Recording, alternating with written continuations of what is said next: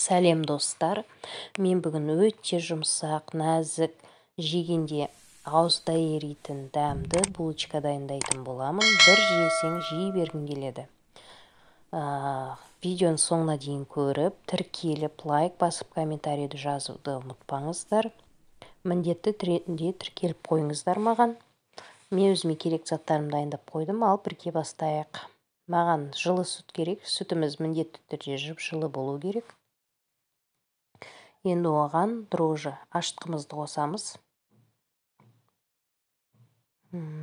Дрожжымызды қосып араластырып аламыз. Және де дайындап қойған ұнымыздан бір шай кесесін алып, осы ашытқыға саламыз. Енді осылай жақсылап тұрып араластырамыз. Ұн түйіршіктері болмау керек. Мен араластырып алдым. Енді бетін жауып, ашытқымыз көтерілгенше бір 10-15 минутқа жауып қоямын. Ал дрожжымыз ашығанша басқа мына жерде тұрған керекті заттарымды мен дайындаймын. Оған маған керегі міне 5 жұмыртқа дайындап қойдым. Осыған енді қантымызды саламыз. Бір араластырып аламыз.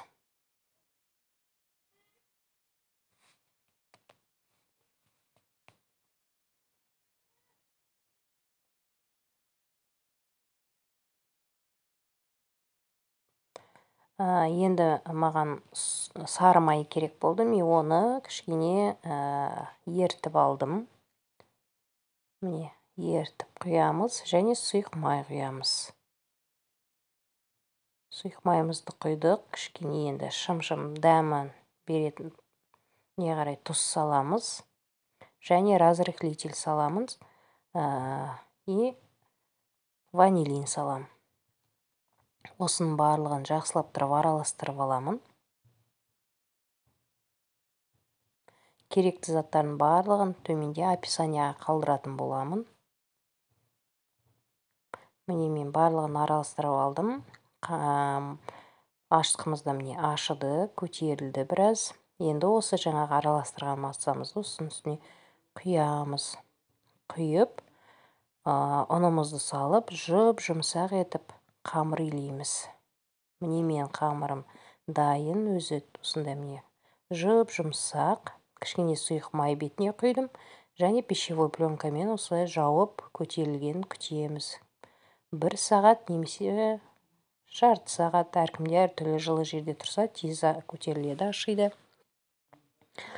Ашығанша енді мен начинкасын дайындаймын. Мен грецкий орех, жер жаңғағын алдым және қант. Екеуін осылай міне блендер болса, блендердан ұсатып аласыздар. Болмаса пышақпен де болады. Мен қамырым дайын. Осылай бөліктерге бөліп аламын. Бөліктерге бөліп алып, осылай домалатып, мынандай кішкентай ғып бөлемін да, және оны осылай шарик тәрізді етіп домалатып аламын барлығын.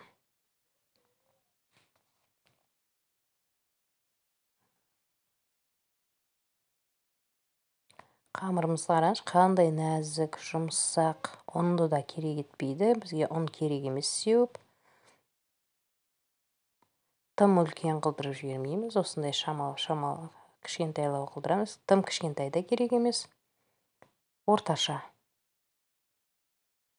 Барлығын осылай дөңгелектеп аламыз. Бізге жұмыс жасау үшін, ыңғайлы болу үшін. Міне мен барлығын домалақтап шықтым. Енді бетін жауып қойып, шетінен алып жұмыс жасай беремін. Оқтаумен міне осылай жазамын. Қолмен жазып, шамалы жазып шешсеңіз де болады. Осылай жұқалау ғып жазсаңыздар да болады. Кімге қалай ұнайды. Мен осылай жұқалап та жаздым. Және оқтаусыз қолмен де жазып шықтым. Және осылай бір қасық жаңғағымызды салып ортасына осылай міне орайтын боламыз. Видеодағыдай жасасаңыздар. Мына шетін осылай қысып жібереміз, ашылып кетпеу үшін. Осылай жазып жіберіп, улитка тәріздес қылдырып жасадым. Басқа формада да жасасаңыздар болады, ол өз еріктеріңіз. Және начинкасында джем салуға болады, сгущенка салуға болады вареный.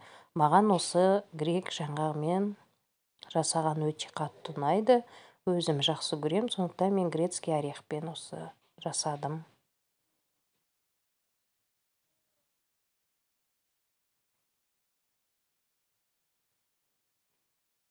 Осы кезде пешімізді қосып, 180 градуста қосып қоямыз. Қыси берсін.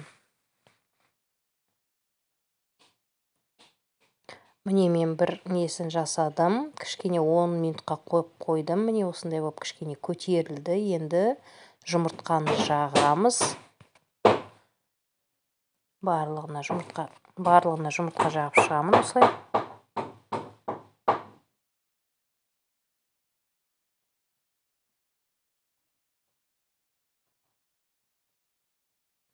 Үстіне мак, кунжут сепсеңіздер де болады, бірақ мен сепкен жоқпын, маған осылай ұнайды.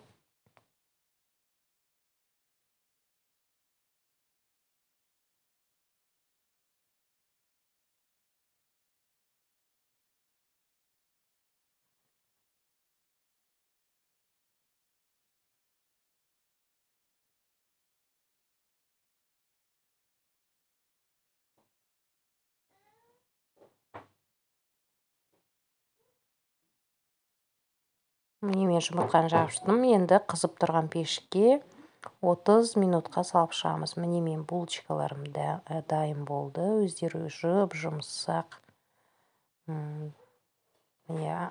Жаңғағымен өте дәмді жасап көріңіздер.